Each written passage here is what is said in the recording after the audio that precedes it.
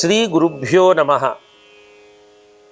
ಪ್ರಿಯ ಬಂಧುಗಳೇ, ಪರಮೇಶ್ವರ ಜಗತ್ತಿನ ಮೊದಲನೆಯ ವೈದ್ಯ ಅಂತ ವೇದ ಕೊಂಡಾಡಿದೆ. ಅಂತಹ ವೈದ್ಯನಾಥನ ಸ್ತೋತ್ರವನ್ನು ಇವತ್ತು ನಾವೆಲ್ಲರೂ ಕಲ್ತ್ಕೊಳ್ಳೋಣ.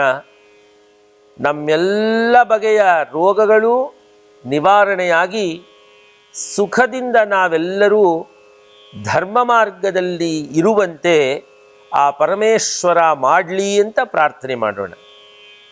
ವೈದ್ಯನಾಥಾಷ್ಟಕಂ ಅನ್ನತಕ್ಕಂತಹ ಅದ್ಭುತವಾದಂತಹ ಸ್ತೋತ್ರವನ್ನು ನಾನು ಹೇಳ್ಕೊಡ್ತೀನಿ. ತಾವೆಲ್ಲರೂ ಇವತ್ತು ಕಲ್ತ್ಕೊಳ್ಳಿ ಅದನ್ನು. ಶ್ರೀರಾಮ ಸೌಮಿತ್ರಿ ಜಟಾಯುವೇದ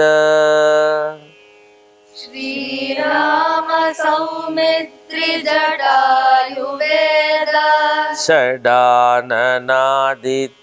ಕುಜಾರ್ಚಿತಾಯ ಷಡಾನನಾದಿತ್ಯ ಕುಜಾರ್ಚಿತಾಯ. ಮೊದಲನೇದು ಎರಡನೇದು ಈ ಎರಡೂ ಸಾಲುಗಳನ್ನು ಸೇರಿಸಿಯೇ ಹೇಳಬೇಕು, ಬಿಡಿಸಬಾರ್ದು. ಶ್ರೀರಾಮ ಸೌಮಿತ್ರಿ ಜಟಾಯುವೇದ ಶ್ರೀರಾಮ ಸೌಮಿತ್ರಿ ಜಟಾಯುವೇದ. ಈಗ ನಾನು ಬಿಡಿಸಿದ್ದೀನಿ, ಯಾಕೆಂದರೆ ಹೇಳ್ಕೊಡೋದಕ್ಕೆ ಸುಲಭವಾಗಲಿ ಅಂತ. ಷಡಾನನಾದಿತ್ಯ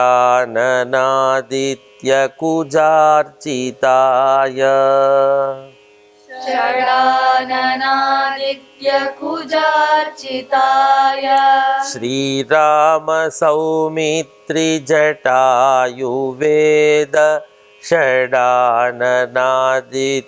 ಕುಜಾರ್ಚಿತಾಯ ಶ್ರೀರಾಮ ಸೌಮಿತ್ರಿ ಜಟಾಯುವೇದ ಷಡಾನನಾದಿತ್ಯ ಕುಜಾರ್ಚಿತಾಯ ಶ್ರೀನೀಲಕಂಠಾಯ ದಯಾಮಯಾಯ ಶ್ರೀನೀಲಕಂಠಾಯ ದಯಾಮಯಾಯ ಶ್ರೀವೈದ್ಯನಾಥಾಯ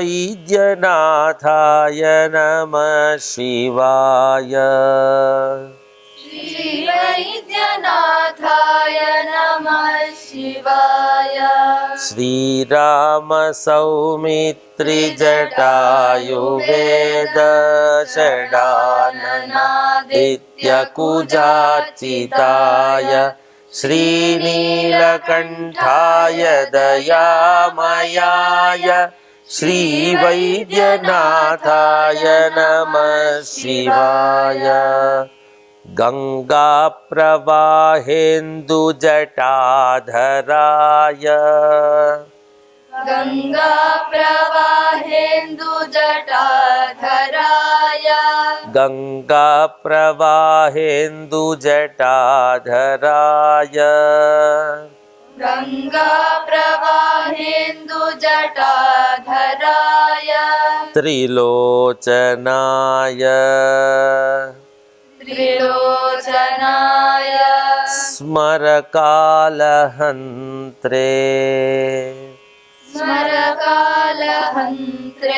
ತ್ರಿಲೋಚನಾಯ ಸ್ಮರಕಾಲಹಂತ್ರೇ ತ್ರಿಲೋಚನಾಯ ಸ್ಮರಕಾಲಹಂತ್ರೇ ಸಮಸ್ತದೇವೈರಭಿಪೂಜಿತಾಯ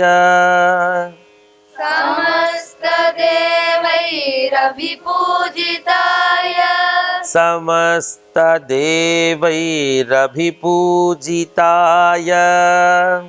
ಸಮಸ್ತದೇವೈರಭಿಪೂಜಿತಾಯ ಶ್ರೀವೈದ್ಯನಾಥಾಯ ನಮಃ ಶಿವಾಯ ಗಂಗಾ ಪ್ರವಾಹೇಂದು ಜಟಾಧರಾಯ ತ್ರಿಲೋಚನಾಯ ಸ್ಮರಕಾಲಹಂತ್ರೇ ಸಮಸ್ತದೇವೈರಭಿಪೂಜಿತಾಯ ಶ್ರೀವೈದ್ಯನಾಥಾಯ ನಮಃ ಶಿವಾಯ ಭಕ್ತಪ್ರಿಯಾಯ ತ್ರಿಪುರಾಂತಕಾಯ ಭಕ್ತಪ್ರಿಯಾಯ ತ್ರಿಪುರಾಂತಕಾಯ ಎರಡೆರಡು ಬಾರಿ ಹೇಳ್ಕೊಂಡು ಬಂದ್ಬಿಡಿ.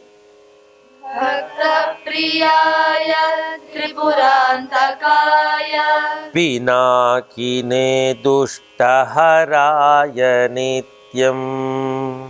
ಪಿನಾಕಿನೇ ದುಷ್ಟಹರಾಯ ನಿತ್ಯಂ. ಪಿನಾಕಿನೇ ದುಷ್ಟಹರಾಯ ನಿತ್ಯಂ. ಪ್ರತ್ಯಕ್ಷ ಲೀಲಾಯ ಮನುಷ್ಯಲೋಕೆ. ಪ್ರತ್ಯಕ್ಷ ಲೀಲಾಯ ಮನುಷ್ಯಲೋಕೆ. ಪ್ರತ್ಯಕ್ಷ ಲೀಲಾಯ ಮನುಷ್ಯಲೋಕೆ. ಶ್ರೀ ವೈದ್ಯನಾಥಾಯ ನಮಃ ಶಿವಾಯ. ಭಕ್ತ ಪ್ರಿಯಾಯ ತ್ರಿಪುರಾಂತಕಾಯ ಪಿನಾಕಿನೇ ದುಷ್ಟಹರಾಯ ನಿತ್ಯಂ. ಪ್ರತ್ಯಕ್ಷ ಲೀಲಾಯ ಮನುಷ್ಯಲೋಕೆ. ಶ್ರೀ ವೈದ್ಯನಾಥಾಯ ನಮಃ ಶಿವಾಯ. ಪ್ರಭೂತವಾತಾದಿ ಸಮಸ್ತ ರೋಗ. ಪ್ರಭೂತವಾದಾದಿ ಸಮಸ್ತ ರೋಗ. ಇಲ್ಲಿ ನಿಲ್ಲಿಸಬಾರ್ದು, ನಿಮಗೆ ಸುಲಭವಾಗಲಿ ಅಂತ ನಿಲ್ಲಿಸ್ತಾ ಇದ್ದೀನಿ. ಪ್ರಣಾಶಕರ್ತ್ರೇ ಮುನಿವಂದಿತಾಯ. ಪ್ರಣಾಶಕರ್ತ್ರೇ ಮುನಿವಂದಿತಾಯ. ಪ್ರಭೂತವಾತಾದಿ ಸಮಸ್ತ ರೋಗ ಪ್ರಣಾಶಕರ್ತ್ರೇ ಮುನಿವಂದಿತಾಯ. ಎರಡು ಬಾರಿ.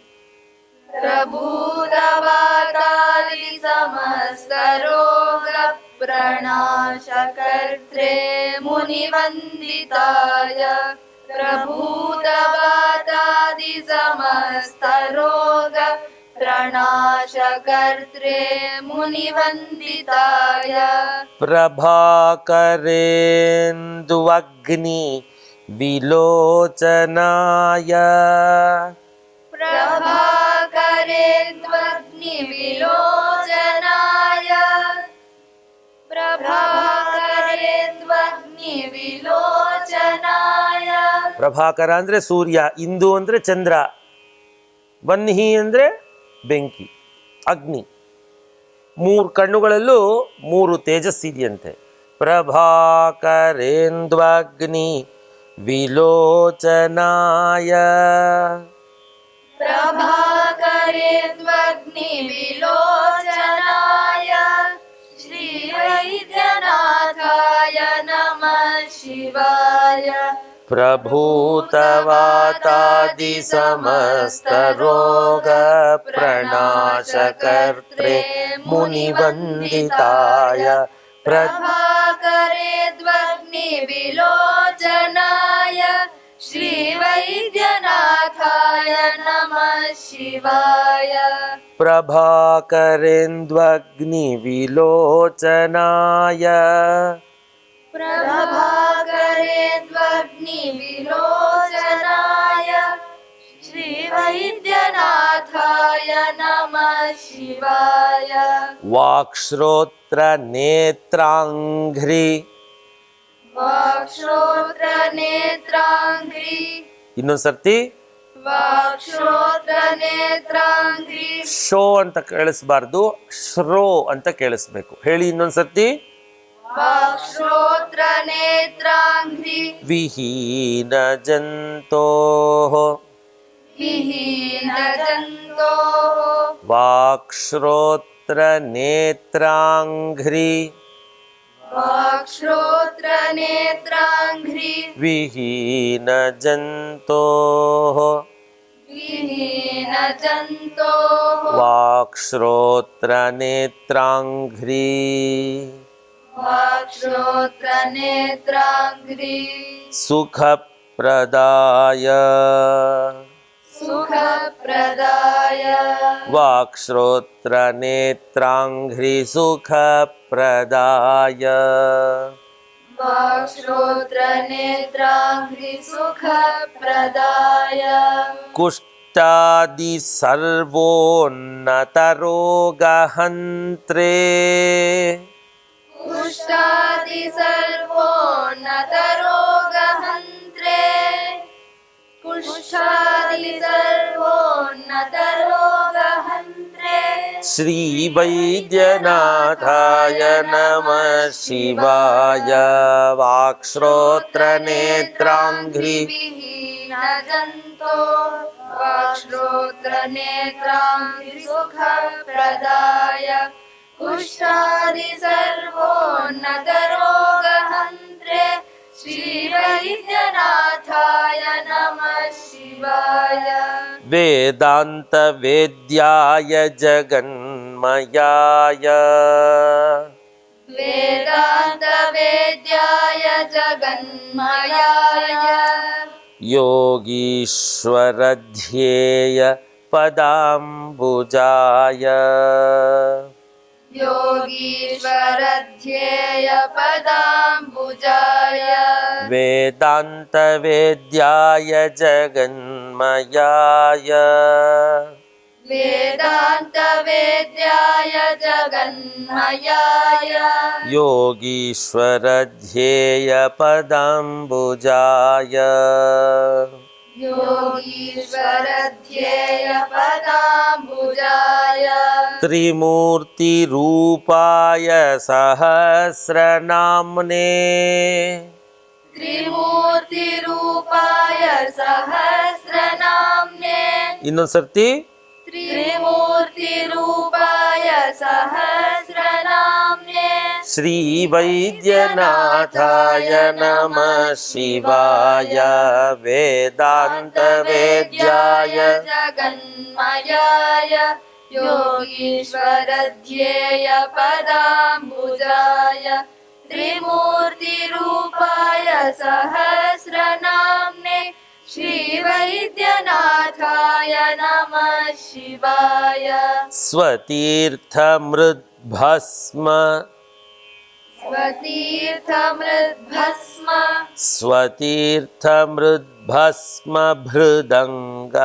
स्वतीर्थमृद्भस्मभृदङ्गभाजाम् स्वतीर्थमृद्भस्मभृदङ्गभाजाम् स्वतीर्थमृद्भस्मभृदङ्गभाजाम् स्वतीर्थमृद्भस्मभृताङ्गभाजाम् ಭೃದಾಂಗ ಅನ್ಬಾರ್ದು, ಭೃದಂಗ. ಭೃತ್ ಅಂದರೆ ಧರಿಸಿರುವ.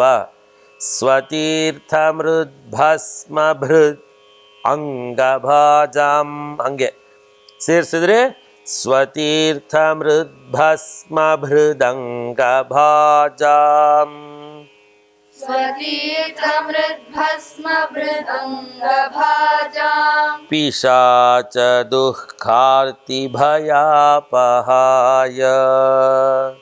पिशाचदुःखार्तिभयापहाय ಪಿಶಾಚ ದುಃಖಾರ್ತಿಭಯಾಪಹಾಯ पिशाचदुःखार्तिभयापहाय ಆತ್ಮಸ್ವರೂಪಾಯ ಶರೀರಭಾಜಾಂ आत्मस्वरूपाय शरीरभाजाम् ಮತ್ತೊಂದು ಸರ್ತಿ ಹೇಳಿ. आत्मस्वरूपाय शरीरभाजाम् श्रीवैद्यनाथाय नमः शिवाय स्वतीर्थमृद्भस्मभृदङ्गभाजां पिशाच दुःखार्तिभयापहाय आत्मस्वरूपाय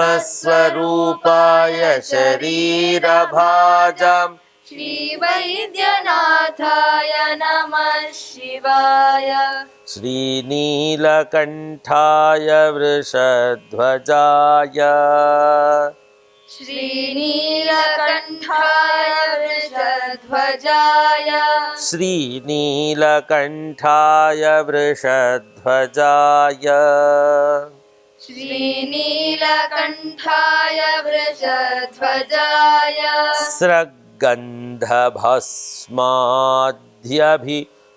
स्रग्गन्धभस्माद्यभिशोभिताय स्रग्गन्धभस्माद्यभिशोभिताय स्रग्गन्धभस्माद्यभिशोभिताय स्रग्गन्धभस्माद्यभिशोभिताय सुपुत्रदारादिसुभाग्यदाय सुपुत्रदारादिसुभाग्यदाय सुपुत्रदारादिसुभाग्यदाय सुपुत्रदारादिसुभाग्यदाय ಶ್ರೀವೈದ್ಯನಾಥಾಯ ನಮಃ ಶಿವಾಯ. ಈಗ ಪೂರ್ತಿ ಶ್ಲೋಕ. ಶ್ರೀನೀಲಕಂಠಾಯ ವೃಷಧ್ವಜಾಯ ಸ್ರಗ್ಗಂಧಭಸ್ಮಾದ್ಯಭಿಶೋಭಿತಾಯ ಸುಪುತ್ರದಾರಾದಿಸುಭಾಗ್ಯದಾಯ ಶ್ರೀವೈದ್ಯನಾಥಾಯ ನಮಃ ಶಿವಾಯ. ಆ ಲಾಸ್ಟ್ ಲೈನ್ ಮಾಡ್ತೀನಿ ಟುಗೆದರ್. ಶ್ರೀ ವೈದ್ಯನಾಥಾಯ ನಮಃ ಶಿವಾಯ. ವಾಲಾಂಬಿಕೇಶ ವೈದ್ಯೇಶ ಬಾಲಾಂಬಿಕೇಶ ವೈದ್ಯೇಶ ಭವರೋಗಹರೇತಿ ಚ ಭವರೋಗಹರೇತಿ ಚ ಜಪೇನ್ನಾಮತ್ರಯಂ ನಿತ್ಯಂ ಜಪೇನ್ನಾಮತ್ರಯಂ ನಿತ್ಯಂ ಮಹಾರೋಗನಿವಾರಣಂ. ಮಹಾರೋಗನಿವಾರಣಂ. ಇಡೀ ಶ್ಲೋಕವನ್ನು ಹೇಳೋಣವಾ? ಶ್ರೀರಾಮ ಸೌಮಿತ್ರಿ ಜಟಾಯುವೇದ ಷಡಾನನಾದಿತ್ಯ ಭುಜಾರ್ಚಿತಾಯ ಶ್ರೀನೀಲಕಂಠಾಯ ದಯಾಮಯಾಯ ಶ್ರೀವೈದ್ಯನಾಥಾಯ ನಮಃ ಶಿವಾಯ. ಗಂಗಾಪ್ರವಾಹೇಂದುಜಟಾಧರಾಯ ತ್ರಿಲೋಚನಾಯ ಸ್ಮರಕಾಲಹಂತ್ರೆ ಸಮಸ್ತದೇವೈರಪಿ ಪೂಜಿತಾಯ ಶ್ರೀವೈದ್ಯನಾಥಾಯ ನಮಃ ಶಿವಾಯ. ಭಕ್ತಪ್ರಿಯಾಯ ತ್ರಿಪುರಾಂತಕಾಯ ಪಿನಾಕಿನೇ ದುಷ್ಟಹರಾಯ ನಿತ್ಯಂ ಪ್ರತ್ಯಕ್ಷಲೀಲಾಯ ಮನುಷ್ಯಲೋಕೆ ಶ್ರೀವೈದ್ಯನಾಥಾಯ ನಮಃ ಶಿವಾಯ. ಪ್ರಭೂತವಾತಾದಿ ಸಮಸ್ತರೋಗ ಪ್ರಣಾಶಕರ್ತ್ರೇ ಮುನಿವಂದಿತಾಯ ಪ್ರಭಾಕರೇ ದ್ವಗ್ನಿ ವಿಲೋಚನಾಯ ಶ್ರೀವೈದ್ಯನಾಥಾಯ ನಮಃ ಶಿವಾಯ. ವಾಕ್ಶ್ರೋತ್ರನೇತ್ರಾಂಘ್ರಿವಿಹೀನ ಜಂತೋ ವಾಕ್ಶ್ರೋತ್ರನೇತ್ರಾಂಘ್ರಿಸುಖಪ್ರದಾಯ ಕುಷ್ಠಾದಿ ಸರ್ವೋನ್ನತರೋಗಹಂತ್ರೆ ಶ್ರೀವೈದ್ಯನಾಥಾಯ ನಮಃ ಶಿವಾಯ. ವೇದಾಂತ ವೇದ್ಯಾಯ ಜಗನ್ಮಯಾಯ ಯೋಗೀಶ್ವರ ಧ್ಯೇಯ ಪದಾಂಬುಜಾಯ ತ್ರಿಮೂರ್ತಿರೂಪಾಯ ಸಹಸ್ರನಾಮ್ನೆ ಶ್ರೀವೈದ್ಯನಾಥಾಯ ನಮಃ ಶಿವಾಯ. ಸ್ವತೀರ್ಥಮೃದ್ಭಸ್ಮಭೃತಾಂಗಭಾಜಾಂ ಪಿಶಾಚ ದುಃಖಾರ್ತಿಭಯಾಪಹಾಯ ಆತ್ಮಸ್ವರೂಪಾಯ ಶರೀರಭಾಜಾಂ ಶ್ರೀವೈದ್ಯನಾಥಾಯ ನಮಃ ಶಿವಾಯ. ಶ್ರೀನೀಲಕಂಠಾಯ ವೃಷಧ್ವಜಾಯ ಸರ್ಗಂಧಭಸ್ಮಾದ್ಯಭಿಶೋಭಿತಾಯ ಸುಪುತ್ರದಾರಾದಿಸುಭಾಗ್ಯದಾಯ ಶ್ರೀವೈದ್ಯನಾಥಾಯ ನಮಃ ಶಿವಾಯ. ಶ್ರೀವೈದ್ಯನಾಥಾಯ ನಮಃ ಶಿವಾಯ. ಶ್ರೀವೈದ್ಯನಾಥಾಯ ನಮಃ ಶಿವಾಯ. ವಾಲಾಂಬಿಕೇಶ ವೈದ್ಯೇಶ ಭವರೋಗಹರೇತಿ ಚ ಜಪೇನ್ನಾಮತ್ರಯಂ ನಿತ್ಯಂ ಮಹಾರೋಗ ನಿವಾರಣಂ. ಎಲ್ಲರೂ ರೋಗಮುಕ್ತರಾಗಲಿ ಅಂತ ಪ್ರಾರ್ಥನೆಯನ್ನು ಮಾಡ್ತಾ ಈ ಶ್ಲೋಕವನ್ನು ಕಲ್ತ್ಕೊಂಡಿದ್ದೀವಿ. ಚೆನ್ನಾಗಿ ಅಭ್ಯಾಸ ಮಾಡಿ ಪ್ರಾರ್ಥನೆಯನ್ನು ಮಾಡಿ ನೀವೆಲ್ಲರೂ ಭಗವಂತನ ಕೃಪೆಗೆ ಪಾತ್ರರಾಗಿ. ಶ್ರೀ ಸದ್ಗುರು ಚರಣಾರವಿಂದಾರ್ಪಣಮಸ್ತು.